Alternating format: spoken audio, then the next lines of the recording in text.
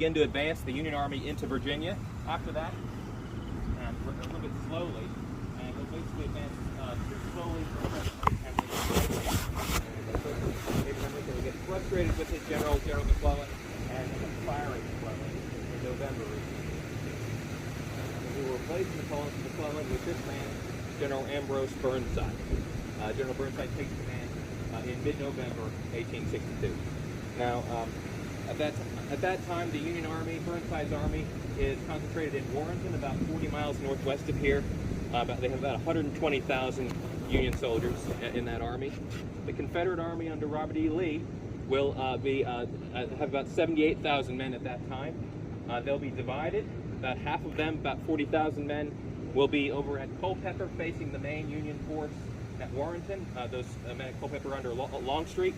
The other 38,000 Confederates are under Stonewall Jackson, and they'll be up at Winchester in the Shenandoah Valley, threatening the Union right and rear, basically, trying to get in the Union right and rear. Now, once Burnside has taken command of the Union Army, he has to decide what kind of campaign is he going to conduct for this what will become the Fredericksburg campaign. It's November and December 1862. Now, what Burnside decides to do is he's going to advance on Richmond, and he hopes to capture Richmond and win the war for the North. It's basically the old Union goal of taking Richmond. That's Burnside's goal. Now, in order to capture Richmond, he decides to advance through Fredericksburg. He doesn't necessarily want to fight a battle here. He wants to basically advance through Fredericksburg and use it as a base.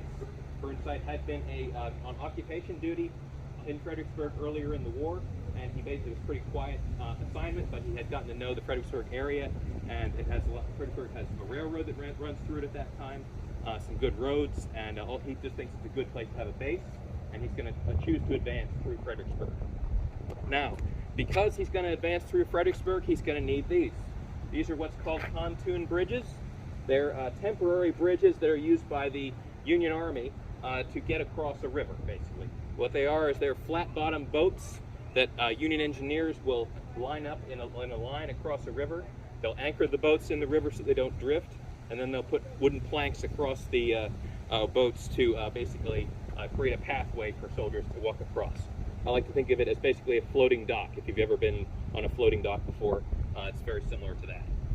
Now, as Burnside he will start moving towards Fredericksburg. He'll begin moving the Union Army from out of Warrenton and towards Fredericksburg. The Union Army will arrive in the Fredericksburg area pretty quickly. They'll arrive across the river at Falmouth, very near here, but just across the river, by November 22nd. November 17th.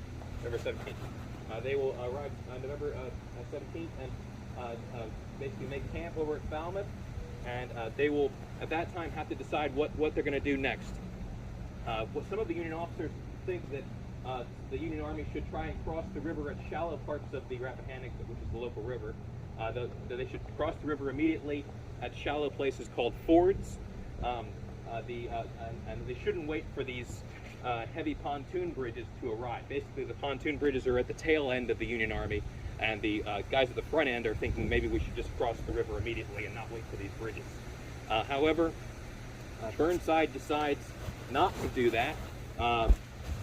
Burnside's reasoning basically is that the Rappahannock is because of the nature of the Rappahannock River, basically. Rappahannock is a Native American word which means rapidly rising water. The Rappahannock had a reputation in the 1860s and mid-19th century for basically whenever it would rain, the river would rise very, very rapidly. And there's a lot of precipitation in November and December 1862, so precipitation and the river rising is a legitimate concern. So Burnside is concerned that if any Union soldiers cross the river sort of quickly at shallow parts of the river, that if it rained after that, then the river would rise, as it was known to do, and then those Union soldiers would potentially be trapped on this side of the river. Those shallow places where they crossed would no longer be shallow, they'd be deep, and they wouldn't be able to get back across the river, and Union reinforcements wouldn't be able to get across the river to help them if they were attacked. So Burnside decides he's not going to cross the river at the shallow fords, basically. He's going to wait for these pontoon bridges to arrive. Now, unfortunately, these are pretty heavy equipment during the Civil War. They're large, flat-bottomed boats, very heavy, and they have to be moved either by wagon if they're on land, or sometimes if a commander is smart, they'll move them by water. But either way, they take time to get here, and they will take 10 days, basically, from the Union Army arriving on the 17th, November 17th, the pontoons don't arrive for another 10 days after that. Now, during those 10 days, Robert E. Lee is not sitting around. He is starting to get his army moving towards Fredericksburg because it's very clear the Union Army is moving towards Fredericksburg. So Lee is going to move the initial part of his army, the closest part of his army, under Longstreet, that are over at Culpeper, about 40,000 Confederates. He will move them. Those Confederates will get here pretty quickly. They only have about 30 miles to cover. They'll get here by November 22nd. They'll arrive about 5 days after the Union Army arrives at Falmouth across the river. Now, the rest of the Confederate Army, another 38,000, are up at Winchester in the top of the Shenandoah Valley. So they've got a longer way to travel. They've got 170 miles to cover, and they'll cover that trek in about 12 days. And I've always think that's a pretty significant. Is that the one under Stonewall Jackson? Yes, that's the one that's the part of the army that Jackson commanded. That's right. And I've always thought that must have been a pretty intense march to get here. It covered 170 miles in 12 days. Now, and in any event, Jackson does that march, gets here by December 1st. So the whole Confederate Army is in the Fredericksburg area by December 1st. And they will begin to form a 32-mile long battle line stretching from here at Fredericksburg down to Port Royal, significant distance down the Rappahannock River. And they had that long line covering the river because the Confederates are not sure where along the river the Union Army is going to cross. There are many crossings where the Union Army might cross, and so the Confederates want to cover as many of those river crossings as possible. So that leads us back to Burnside. Burnside now has to decide where is he going to cross the river, which is the Rappahannock River. His pontoon bridges have finally arrived, but he has to decide does he want to cross, basically where does he want to cross the river. Now, he can cross here at Fredericksburg. The army is here at Fredericksburg. The pontoon bridges are here. So this would be a pretty easy thing to do, is cross here. At least, I mean, you'd be in the face of the Confederates. That's the bad part. Now, the other choices are to try to cross the river upriver towards the west, or downriver towards the southeast. The problem with crossing upriver or downriver is that it's November and December in 1862, and these are dirt roads over on the other side of the river that Burnside's army would have to use to get around. And if there's a lot of precipitation in November and December, and all that precipitation turns the roads a little bit soggy, and tens of thousands and up to 120,000 men trying to use those roads will turn those roads into a very muddy situation and just a bad place to try to move men around. So that's the problem with trying to move men on these dirt roads in the winter, is it just gets too muddy and it becomes a very slow march. Now, the Union Army did try to get across the river, down a place called Skinker's Neck, closer to Port Royal than here. However, the Confederates basically noticed that movement and were able to send a smaller force downriver to basically block that movement and block that crossing point before the Union Army was able to get across. So basically what happened was Lee responded pretty quickly and blocked that crossing. So Ambrose Burnside is not really able to get across the river, upriver or downriver, fast enough. He's not able to get there fast enough to get there before the Confederates. So Burnside is going to decide to have the army cross the river right here at Fredericksburg. And he will decide to begin moving the army across the river on December 11th, 1862. And now, if we'll gather around the painting, I'll tell you about what happened on December 11th.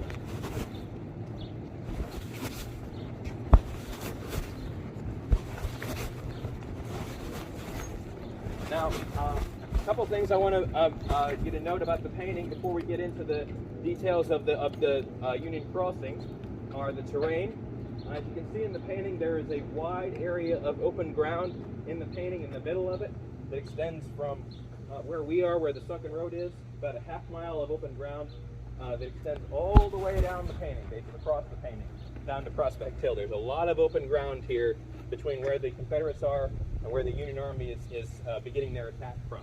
So there's a big amount of open ground, especially over here at the sunken road, and that which is no longer, there's no more, the open ground is not here anymore. So you sort of, at this end of the field, you have to use your imagination because it's been filled in by houses. But there would have been about 500 to 800 yards of open ground in front of us between the Confederate position and the town. Now, another thing to note is this canal ditch. It sort of runs in that diagonal line across the area where the Union Army is going to advance. That canal ditch will force the Union troops to basically funnel across at these narrow bridges, and will slow them down and also restrict their movement, because if they tried to move too far to the right, the canal ditch sort of gets in their way. So it's sort of a natural obstacle that they have to overcome. Another thing to note is Chatham over here in the top left-hand corner. Chatham was a plantation before the Civil War, was a Union headquarters just before the Battle of Fredericksburg, and then was a Union hospital after the Battle of Fredericksburg. So it has a lot of different stories to it. It's stop number 2 on the driving tour of the battlefield, so I recommend it. And also it has a model of a Union pontoon bridge in the backyard, and also some heavy Civil War cannon in the backyard, and some nice gardens too this time of year. So I recommend it. It's stop number 2 on the driving tour. Now, next to Chatham, basically on this high ground on the other side of the river, is Union artillery. About 170 to 200 Union cannon are up on the high ground called Stafford Heights, which is this high ground here on the north side, or northeast side of the river. Now, another thing to consider is the town of Fredericksburg extends right up to the Rappahannock River. So there are houses right up on top of the river, and Confederate soldiers are going to be in the town, in these houses, and also in trenches near the river, and they will be able to see when Union engineers begin building these bridges, and they will shoot at those Union engineers when they start building those bridges. So that takes us to December 11th. On December 11th, Burnside orders the engineers to start their work at 2 a.m. The engineers will build a total of 6 bridges at 3 different places. 2 bridges will be here at the north end of town called the Upper Crossing. 1 bridge will be down at the south end of town called the Middle Crossing, and 3 more bridges will be at 3 or 4 miles downriver at the Lower Crossing. Now, an important difference between the crossings at the town and the crossing downriver at the Lower Crossing is there are no houses down here for the Confederates to hide in. So, and there's no woods, not much woods either down there. So there's no terrain really for the Confederates to hide in. And Union artillery on the high ground over here basically will control this area and prevents the Confederates from opposing this crossing. So this crossing at the Lower Crossing basically goes unopposed. The Union Army gets across pretty uneventfully. Now up here at Fredericksburg, where the Confederates can hide in the houses and in some trenches next to the houses, the Confederates will oppose these river crossings. Now, at 2 a.m., the Union engineers get started on their work. They had hoped to finish building the bridges by 5 a.m. It's a pretty ambitious timeline. Unfortunately, they were only halfway finished their work by 5 a.m., halfway finished the bridges. It was December, cold night, and they're also working in the dark. So I think it's pretty justifiable that they were not at their peak efficiency working in the dark on a cold night. Yes, sir. The Union didn't have enough artillery to just level a couple hundred yards of this side of the river. Well, they tried to do some of that once they realized the Confederates were in the town, but not. I mean, they couldn't level the entire town, and I don't think they would have really wanted to, but they did level some of the buildings once they knew the Confederates were in them. So that intelligence that you're laying out here, was it not known? Well, I think they knew the terrain features, like that there's no terrain here, and because the Union artillery could see a lot of this, but they did not know about. But they knew there were Confederates in the town. Basically, that there had been. They'd both been the armies had been in the area for about a month, so they were pretty well aware that there were Confederates in the town. The Union engineers are by 5 a.m. They're only halfway finished their work on these 2 on the upper crossing and the middle crossing, and it's dawn at first light. Confederates in the town see them and open fire. They open fire on the Union engineers. The Union engineers are non-combat troops. They're basically construction troops, and their job is to be in the rear building roads and building bridges, and they're not even armed. So when they get under fire by these Confederate soldiers in the town, these unarmed Union engineers will fall back away from the bridges. Now, once that happens, to get to your point, the 170 to 200 Union cannon up on Stafford Heights, will begin a bombardment of the town to try and drive these Confederates out of Fredericksburg. That succeeds in destroying some houses. About 80 buildings in the town, roughly 10% of the buildings in the town, are damaged or destroyed by artillery fire between December 11th, the crossing day, and December 13th, the day of the battle. There was artillery fire on 2 different days, the day of the crossing and the day of the battle, which was 2 days later on the 13th. So between those 2 different artillery exchanges on the 2 different days, we think about 80 buildings in the town were damaged or destroyed, about 10% of the buildings. Now there was some Confederate artillery fire on the day of the 13th that went back in the opposite direction. So we think about a quarter of the damage may have been caused by the Confederates, but about 3/4 of it is caused by the Union artillery. Now, and most of it is concentrated along the river. Now, as I said, this Union artillery bombardment is pretty intense, but it doesn't succeed in driving the Confederates out of the town. The Confederates stay in the houses, stay in their trenches, and continue firing on the Union engineers. The next plan that Union High Command comes up with is to do an amphibious assault across the Rappahannock. They will get in these flat-bottom boats that you see in this photograph, and they'll just, instead of using them as a bridge, they'll just use them the way boats are intended and row them across the river. About 3 regiments of Union infantry will get in the boats and row them across here, and also some here, and they will basically make an amphibious crossing under fire. It's considered to be the first amphibious crossing under fire in the Civil War. There had been one earlier in the U.S. history during the War of 1812, but it's definitely the first one in the Civil War, and these men had no training for how to do this. They just learned how to do it as they were doing it. Now, once these men get across the river, they make a sort of a beachhead. They will be going house to house, clearing out the Confederates from the houses, and this is considered to be the first house-to-house or urban combat of the Civil War. There had been some earlier on in U.S. history during the Mexican War, but this is definitely the first in the Civil War, and these men, like I said before, have no training for urban combat either. They're just learning it as they do. Now, the fighting in the town goes on for a few hours.